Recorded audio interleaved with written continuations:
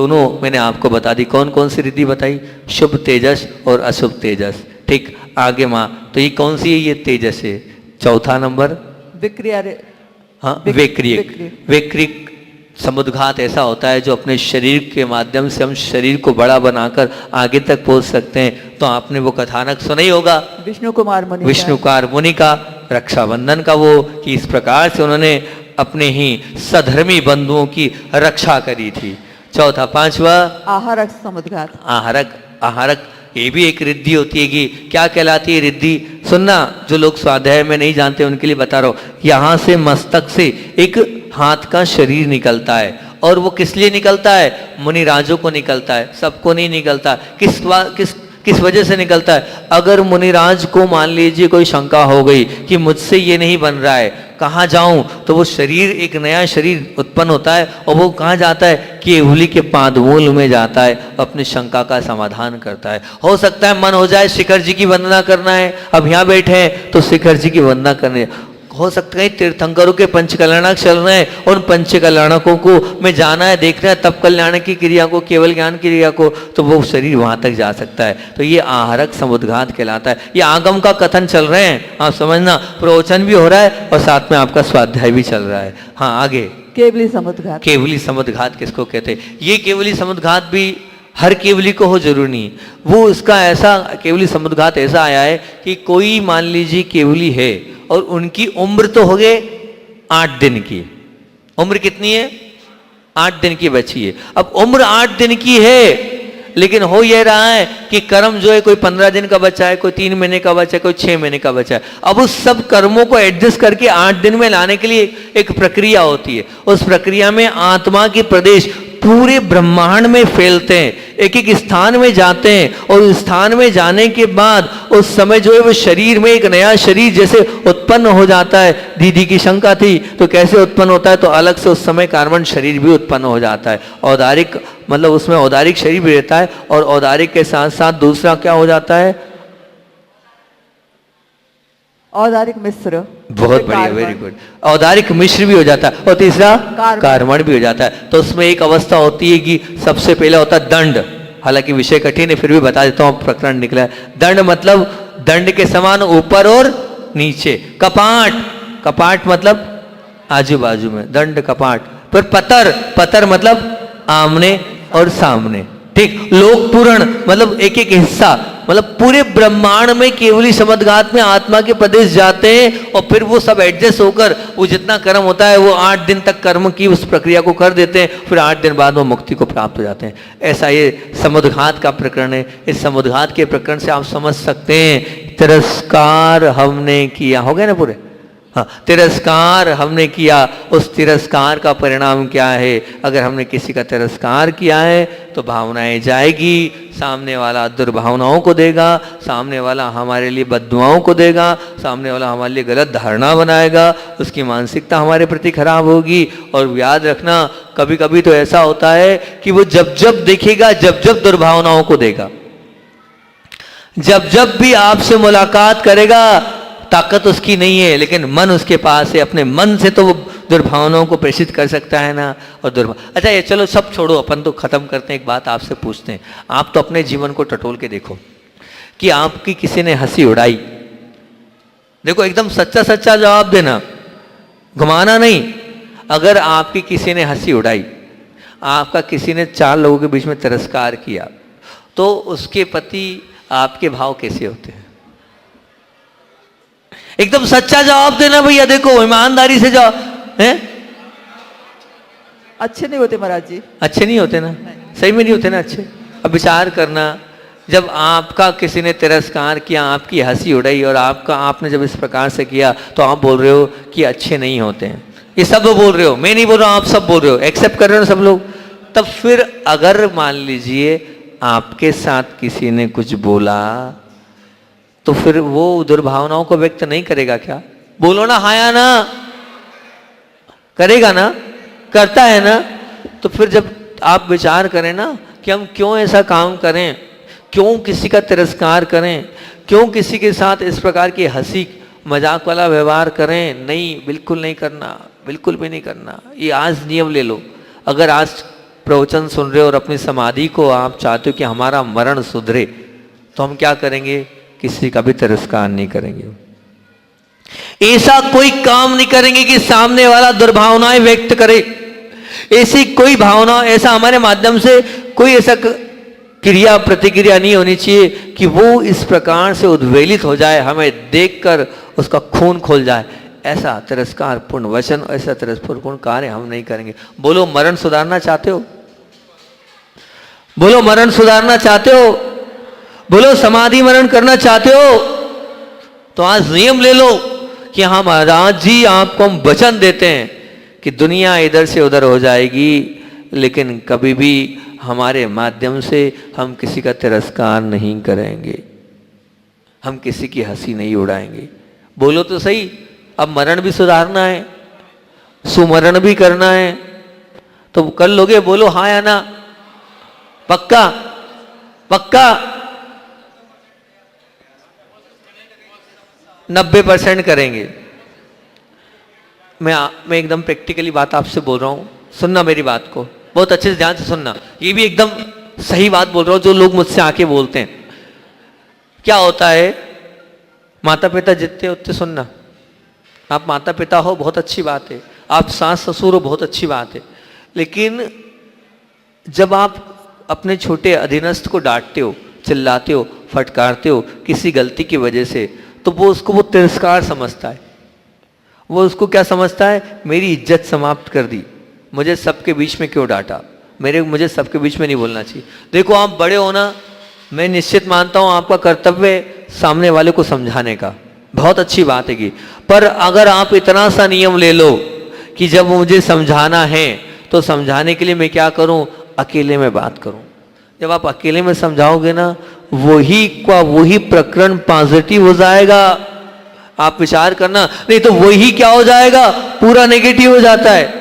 वो बात समझने वाला नहीं है और ना वो आपकी बात मानने वाला है। आप समझाने चाहते हो, आप मनाना चाहते हो, तो आप सबके बीच में मत बोलो, सबके बीच में तिरस्कार है, और वही बात अकेले में बोल दोगे तो पुरस्कार है। क्या बोल रहा हूं मैं?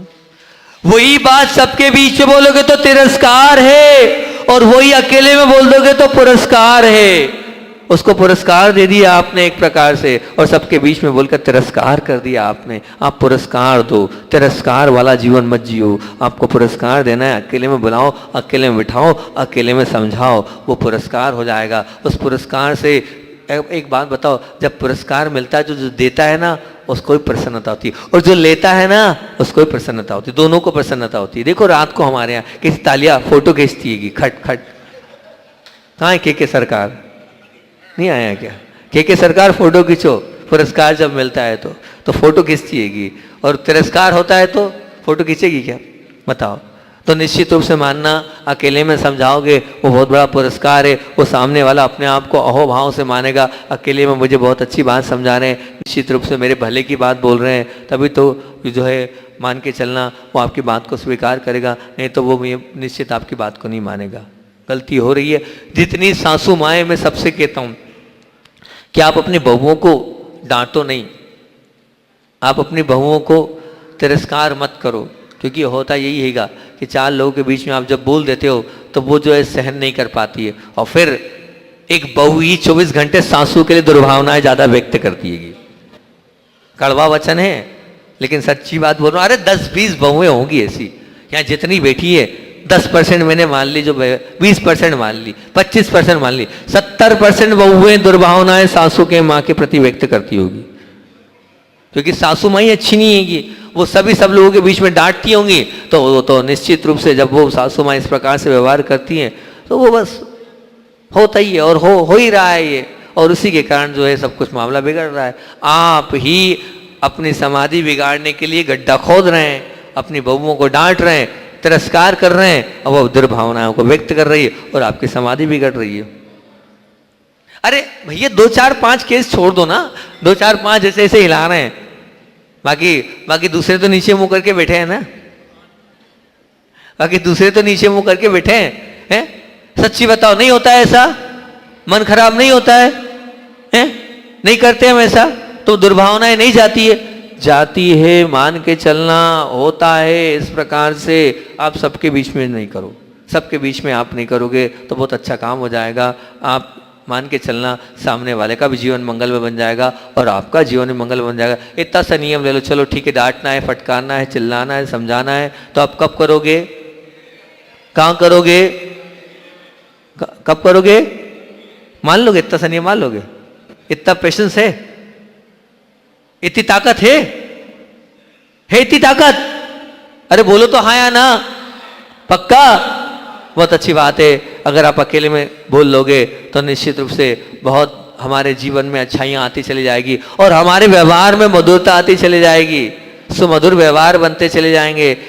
अपने आप में ये निश्चित रूप से मान के चलना कि संबंधों के खेल में एक बहुत ऊंचा खेल हमारे जीवन में हो जाएगा अगर हम अकेले में बैठकर समझाएंगे तो, अकेले में हम संबोधन देंगे तो। नहीं तो ध्यान रखना, हमारे गुरुदेव, सच कह रहा हूं, इतनी चीजें गुरुदेव से सीखी है, उनकी हर बात में सीखने को मिलता था।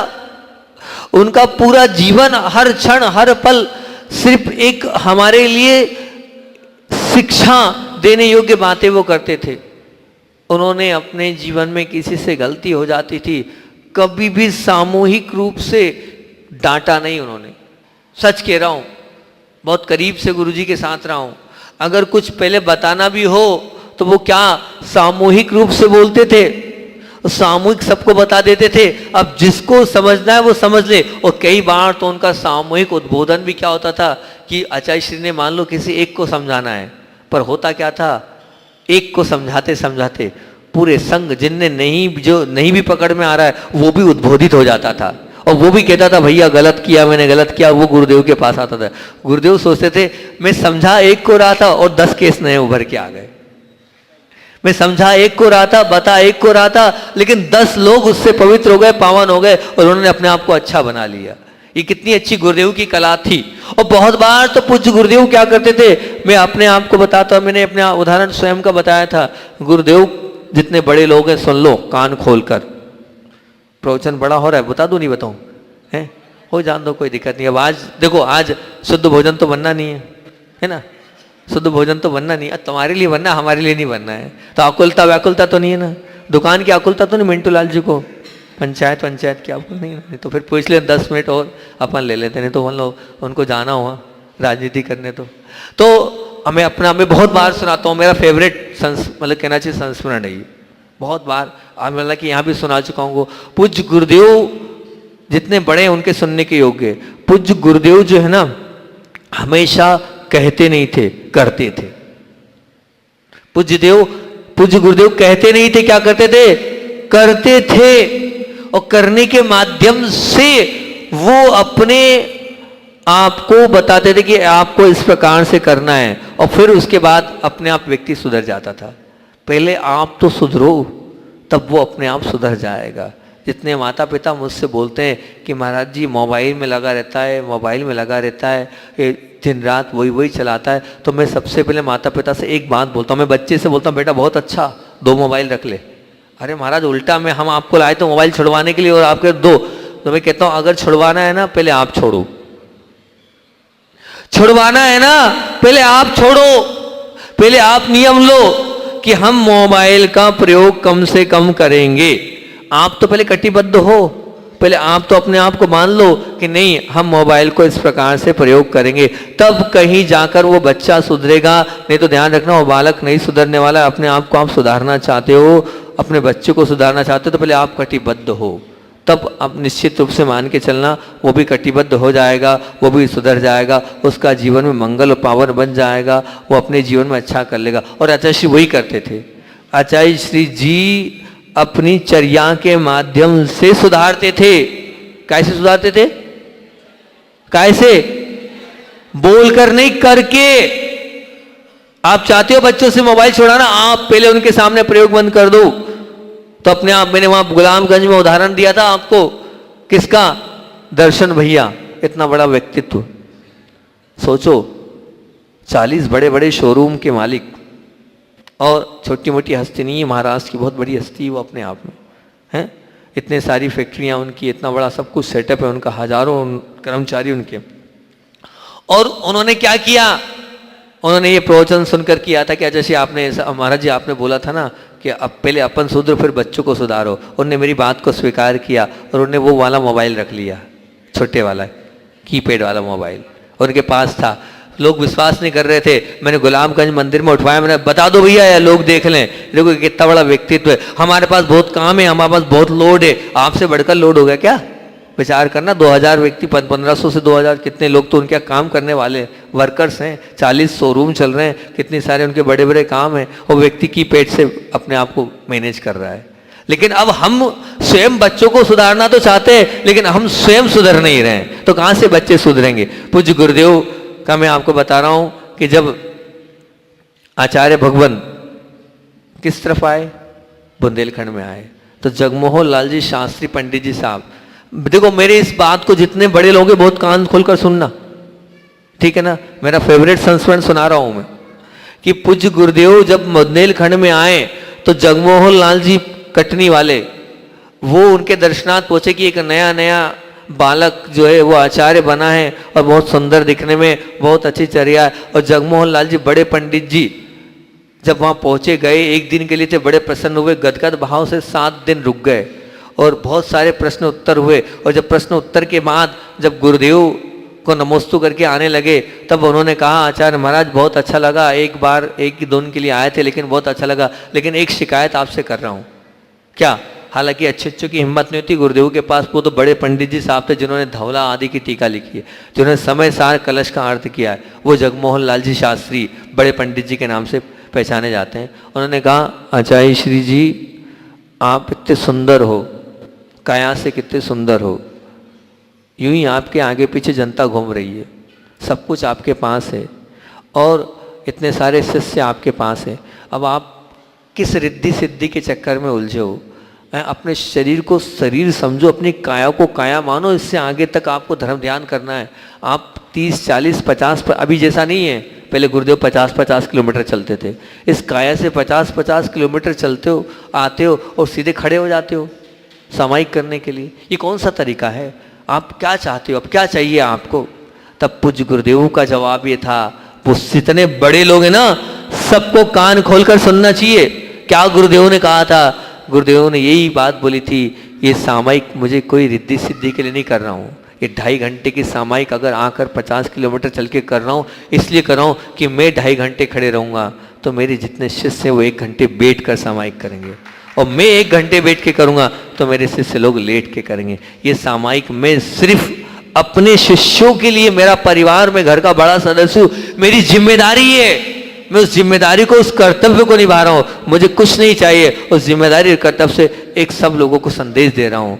मैं खड़ा होऊंगा तो वो भी खड़े होकर 2.5 नहीं 1 घंटे की तो करेंगे, बस उस निर्विकल्पता को देने के लिए मैं ये कर रहा हूँ। तो पूज्य गुरुदेव ने ये नहीं कहा तुम लोग सामायिक करो, उन्होंने पहले सामायिक खुद करी और फिर हमसे करवाई। उन्होंने नहीं कहा चटाई छोड़ो, वो बाहर आए, हॉल में सोए, रात्रि विश्राम किया उन्होंने और बताया कि देखो मैं बूढ़ा होकर भी बाहर सो रहा हूँ, ठंड में सो रहा हूं, तुम लोगों को चटाई छोड़ना चाहिए। ये वो संदेश देते थे, वो ये नहीं कहते थे हरी छोड़ो, उनने पहले हरी छोड़ी, एक बार नहीं कहा हरी छोड़ो, अपने आप साधु लोग प्रभावित हो गए। उन्होंने ये नहीं कहा तुम्हें 2 महीने में कैश करना है, वो स्वयं पहले उन्होंने करे, कभी कहा नहीं कि करो, अपने आप उनको देखकर। उन्होंने नहीं कहा नमक मीठा छोड़ो, ड्राई फ्रूट छोड़ो, उन्होंने छोड़ा है, उसके बाद सब लोगों ने छोड़ा है, निश्चित मान के चलना किया है, उनने जीवन में करके दिखाया है, उसके बाद सब उनसे प्रभावित हुए हैं, या आप मान के चलना। तो हम भी वैसे क्यों नहीं हैं?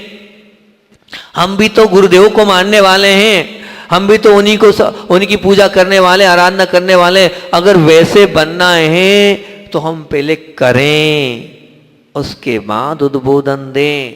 निश्चित रूप से आप बड़े हो, आप पे जिम्मेदारी है, आप जिम्मेदारी का निर्वाह कर रहे हो, लेकिन पहले अपने आप को अपडेट कर लो, अपने आप को सुधार लो।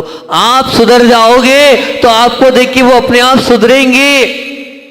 आप आइडियल हो, आप आदर्श हो, आपको देखकर दुनिया चलेगी। आप निश्चित मान के चलना, मैंने देखा है जिन घर में समाधि दादा दादी की हुई है, उन पोतों से, उन बच्चों से जब मैं बात करता हूँ कि भैया जैसे हमारे दादाजी की समाधि हुई है, जैसे हमारी दादी की समाधि हुई है, जैसे दादा दादी ने प्रतिमाओं को लेकर अपने जीवन को कल्याण किया, आज हम नहीं कर पा रहे हैं, लेकिन कल उनके जैसा हमारा मरण भी होगा। क्यों? तेरी दो आंखें, तेरी ओर हजार, सतर्क हो जा। तो जो करेगा तेरी पीढ़ी आने वाली वही करेगी। संस्कार पढ़ते हैं, आज आप करोगे, आने वाली पीढ़ी को आप सुधार दोगे। और आप जो आप गलत करोगे वो संस्कार आप पर बिल्कुल, आप तंबाकू खाओगे वो खाएगा, आप ड्रिंक करोगे वो करेगा, आप पूजन करोगे वो करेगा। आज नहीं कर रहा है, कल करेगा, लेकिन निश्चित रूप से उस पर संस्कार पड़ेंगे ही पड़ेंगे। आप मानना जो गुरुदेव ने किया है हम वो पूरा तो नहीं कर पा रहे, पर 2-5% उनके संस्कार तो हैं हमारे अंदर। हम गर्व के साथ कहते हैं कि जो कुछ अच्छा दिख रहा है सब उनका है, उनसे सीखा है हमने, उन्हीं ने दिया है। हम निश्चित मान के चलना। तो आप ये मान के चलना, आप अगर थोड़ा बहुत भी अच्छा कर रहे हो, आपका अच्छा हो ना हो, लेकिन आपके बच्चों का अच्छा हो जाएगा। आप अपनी आने वाली पीढ़ी के लिए अच्छा कर लेंगे। थोड़ा बहुत भी अगर आप धर्म ध्यान कर रहे हो, उस धर्म ध्यान के बाद क्या उनको मोटिवेशन नहीं मिलेगा? क्या वो नहीं सीखेंगे? बोलो ना। और मैं बोलता हूं, एक बात ध्यान रखना, ये 100% डन है कि ऐसा एक भी व्यक्ति नहीं है जो पुण्य लेके नहीं आया है। कोई ना कोई उस व्यक्ति को चाहने वाला तो होगा, कोई ना कोई तो उसको अपना आइडियल मानता होगा। 2, 4, 5, 7, 10 लोग तो ये मान के चलना, 10 लोगों के आइडियल तो आप होंगे। इतना पुण्य तो है आप लेके आए हो कि 10-20 लोगों के आप आइडियल होंगे। और जब आप 10-20 लोगों के आइडियल हो तो 10-20 लोगों के जीवन को बनाने वाले हो आप 10-20 लोगों के जीवन को संवारने वाले हो आप। तो संवारो, उजाड़ो मत, बिगाड़ो मत, उन 10-20 लोगों के जीवन को सुधार दो। आप अपने माध्यम से आप सबका जीवन सुधार सकते हो। तो हम क्यों नहीं सुधार रहे हैं? विचार करना, हमारे अंदर क्यों जागरूकता नहीं है? नहीं, बार बार मेरे कुछ हाइको हैं, मैं बोलता था अगर मूलाचार को देखना है, जब मुझसे पहली बार प्रवचन करने को कहा गया रामटेक में, बड़ी ही झड़प में प्रवचन हुआ, वहाँ पर बड़ी मुश्किल से हम तैयार हुए, तब मैंने ये 3-4 पूज्य गुरुदेव के हाइको बोले थे। और मैंने इस हाइको को इतने अच्छे से प्रस्तुत किया था कि मेरे गुरुदेवों ने एक लाइन में मूलाचार रख दिया, एक लाइन में मूलाचार आ गया। क्या लिखा? तेरी दो आंखें। मेरा फेवरेट हाइको है ये। मुझसे कोई बोलता कुछ लिख दो तो मैं लिख देता हूं ये, तेरी दो आंखें, तेरी और हजार, सतर्क हो जा। निश्चित रूप से मान के चलना, आपको देखने वाले बहुत सारे लोग हैं, बहुत सारे लोग आपको ऑब्जर्व कर रहे हैं, उससे वो सीखेंगे, उससे अपने जीवन को महान बनाएंगे, उससे अपने आप को कृतार्थ करेंगे। हम क्यों नहीं समझ रहे हैं कि मुझे बहुत सारे लोग देख रहे हैं, मुझे बहुत सारे लोग ऑब्जर्व कर रहे हैं, मेरे माध्यम से बहुत सारे लोग चल रहे हैं। ये मूलाचार को प्रदर्शित करने वाला पूज्य गुरुदेव का हाइको है। इसमें पूरा मूलाचार झलक गया है। लिखो इसको बड़ी बड़ी लाइनों में, ये सूत्र है, इस पर सामायिक करो और देखो आप अपने आप में जब इस पर चिंतन करोगे तो आपका जीवन बदल जाएगा। बताओ, आपको दुनिया नहीं देखती है? दुनिया देखती है कि नहीं दिखती? अरे एक लड़का और एक लड़की भी जब जाते हैं और वो हैं खेके करके बात करते हैं, वो भाई बहन भी हो, तो दुनिया क्या समझती है? निश्चित गलत संबंध है इनके, सब गलत ही मानते हैं, गलत ही स्वीकार करते हैं। आप मान के चलना, मोबाइल में लेकर अगर आप बाहर जाकर बात करोगे तो क्या होगा? आप कितने कुछ कर लो, वो यही समझेगा गलत चल रहा है, गलत बात हो रही। काय को बीच में से उठ के वो बाहर गया, मतलब मामला कुछ गड़बड़ है। तो ये देखने में समझने में बद्दुआएं आती आई थी। तेरी दो आंखें, तेरी और हजार, इतने वीतरागी कोई नहीं है कि यहाँ बैठे हैं और आप कुछ कर रहे हो तो उसको समझ में नहीं आ रहा है। सबको समझ में आता है, चला जाता है। मैं आपसे इतना ही कहना चाह रहा हूँ कि गुरुदेव को हम मानते हैं तो पहले हम सुधरें, फिर दुनिया को सुधारें। पहले हम अच्छे बने, फिर दुनिया को अच्छा बनाने का प्रयास करेंगे तो निश्चित रूप से सब अच्छे बन जाएंगे। नहीं तो हम बताते जाएंगे लेकिन हमारी बात का असर न पड़ा है, न पड़ पाएगा और न पड़ेगा। अगर चाहते हो कि सब पर असर पड़े और सब अच्छे और बढ़िया बने, अच्छे और बढ़िया बनने के लिए हमें शुरुआत किससे करनी है? अपने आप से। कल का मेरा दोपहर का प्रवचन बहुत सुंदर प्रवचन था। अगर आपने नहीं सुना हो उसको सुनना, उस प्रवचन को सुनने का प्रयास करना। मैंने बच्चों के लिए मोटिवेशनल प्रवचन कि जीवन के लक्ष्य की प्राप्ति कैसी करनी है। उसमें कल मैंने 8 प्रश्न 7 दिन के लिए मेरे बच्चों को दिए थे कि तुम्हें 8 दिन तक इन 7 प्रश्नों पर मतलब 7 दिन तक इन 8 प्रश्नों पर चिंतन करना है और फिर उसके बाद मुझे बताना क्या पाया और क्या खोया तुमने। मैंने सबसे पहले सेल्फ अपने आप पर आत्मनिरीक्षण, सुन लिए नहीं सुने, सुन लिए, आधे सुने। उस प्रवचन को सुनना सचमुच में हार्दिक वो प्रवचन श्रृंखला है मेरी। आपने वो 4-5 प्रवचन जब सुन लिए और मान लिए तो आपका जीवन बदल जाएगा। आपके जीवन में आप कुछ अलग बन जाएंगे। लेकिन बस यही मैं तो बोलता जाता हूँ, बोलने से थोड़ी कुछ होता है। बोलने के बाद जब उन प्रवचनों को सुनकर अपने जीवन में उतारोगे तब तो भला होगा, और उतारोगे नहीं तो क्या होगा? आया, यही हो रहा है ना, यही हो रहा है ना, आया और गया। नहीं, आया और गया वाला जीवन हमारे जीवन को कटाक्ष नहीं कर पाएगा। वास्तविकता में आज का प्रवचन और हमारे समाधि वर्ण करना है तो आज आप सब लोग कमिटमेंट करो कि मैं वही वचन बोलूँगा जो वचन मुझे पसंद है, जो वचन मुझे अच्छे लगते हैं मेरे लिए। मैं दूसरे के साथ वैसे ही वचनों का प्रयोग करूँगा। कभी कभी तिरस्कार किसी का नहीं करूँगा, चाहे कुछ भी हो जाए, किसी की हंसी नहीं उड़ाऊँगा। तो मेरा आज का ये प्रवचन करना सार्थक हो जाएगा। मेरी आज की ये दिवाली और चतुर्दशी मनाना सार्थक हो जाएगी। इतनी सी बात में मेरा चातुर्मास ही सार्थक हो जाएगा। अगर इतने लोग ही बैठे हैं और इतने लोग अगर इतना सा नियम ले लेंगे, हम किसी का तिरस्कार नहीं करेंगे, हम किसी की हंसी नहीं उड़ाएंगे। बोल लो तो सही, हाँ या ना? है, हो जाएगा पक्का? कितनी बार हाँ हाँ करा चुका हूं आप लोग, आप भी ढीठ बन चुके हो और मैं भी छोड़ नहीं रहा हूं अपना, है ना? हो जाएगा, बोलो पक्का? चलो ठीक है, अब सब लोग तैयार हो तो देखो स्पष्ट बात है। आज हरनाथ भगवान के सामने नियम दिला रहा हूं, हरनाथ भगवान के सामने नियम दिला रहा हूं।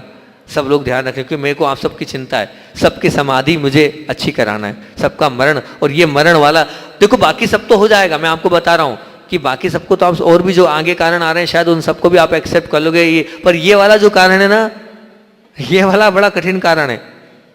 ये वाले कारण को आपने कारण माना ही नहीं है, ये वाले कारण को आपने कारण स्वीकार ही नहीं किया है। आपको लगता ही नहीं कि ये इससे असमाधि हो जाएगी हमारी, इससे हमारा मरण बिगड़ जाएगा, ये आप कोई स्वीकार ही नहीं कर रहे हो। तो इसलिए इस पर मेरा बहुत ज्यादा जोर है। 1 घंटा बोल रहा हूं एक ही बिंदु को लेकर, दूसरा बिंदु तो आगे प्रारंभ ही नहीं कर पा रहा हूं। 1 घंटा ही बोल रहा हूं और ये सबसे महत्वपूर्ण बिंदु है। क्या है? तिरस्कार करके नहीं बोलना, हंसी नहीं उड़ाना, खेखे नहीं करना, ये सबसे महत्वपूर्ण बिंदु है। इस पर सबसे ज़्यादा जोर दबाव मैंने आपको दिया है, बाकी दूसरे बिंदु पर इतना जोर दबाव मैं नहीं दे रहा हूँ। तो पक्का जोड़ो हाथ। मेरी तो एक स्टाइल है, मैं तो भगवान के सामने हाथ जड़वा देता हूँ। जोड़ो हाथ। अरे हाथ नहीं है क्या माताओं? जोड़ लो। कि नहीं मैं मेरी बहू को तिरस्कारी करूँगी, चिल्लाऊंगी, मैं तो वचन ही लेके आई हूँ। हैं? जोड़ लो हाथ। बोलो हे महाराज जी, नहीं पहले भगवान जी बैठे हैं अभी तो यहाँ पर। बोलो हे हरनाथ भगवान, हम आपको मानते हैं और आपके सामने और महाराज जी के सामने वचन देते हैं किसी को तिरस्कार पूर्वक नहीं बोलेंगे। किसी के साथ भी, छोटे से लेकर बड़े सबके साथ तिरस्कार पूर्वक वचन नहीं बोलेंगे, क्रोध वाले वचन नहीं बोलेंगे, ऐसे वचनों का प्रयोग नहीं करेंगे कि उसके जीवन में आघात हो जाए, वो दुखित हो जाए, वो पीड़ित हो जाए, वो अपने आप में इस प्रकार से दुर्भावनाओं को व्यक्त करे कि हमारे बुरा हो जाए। इसलिए हमें इस प्रकार के वचनों का प्रयोग नहीं करना। हम नहीं करेंगे, नहीं करेंगे, नहीं करेंगे। वही वचन का प्रयोग करेंगे जो हमारे लिए पसंद हो। ध्यान रखना, अपनी छवि इतनी खराब मत करो कि लोग बोलें कि मैं राक्षस हूँ। खुद व्यक्ति बोलता है कि भैया मैं तो राक्षस हूँ। ऐसा अपनी छवि ऐसी मत बनाओ। आप अपने आप को राक्षस स्वरूप मत स्वीकार करो आप कि आप राक्षस हो। नहीं, आप अच्छे बनो। जब आप देवशास्त्र गुरु से जुड़ गए हो तो आप राक्षस नहीं, आप तो सोधर्मेंद्र बनना है भैया। कहाँ राक्षस बनना है? हमें तो ऊंचे ऊंचे पद पाना है और ऊंचे ऊंचे पद पे आके कल्याण की उस भूमिका से हमें निश्चित रूप से जुड़ना है, तभी हमारा कल्याण हो पाएगा। इतना ही रखते हैं। बोलिए आचार्य भवन विद्यासागर जी महामुनि राज की जय। बोधि समाधि परिणाम शुद्धि सात्मोपलब्धि श्री सौख्य सिद्धि चिंता मणिम चित्तित वसदाने तम वंदमानस्य ममास्तु देवी।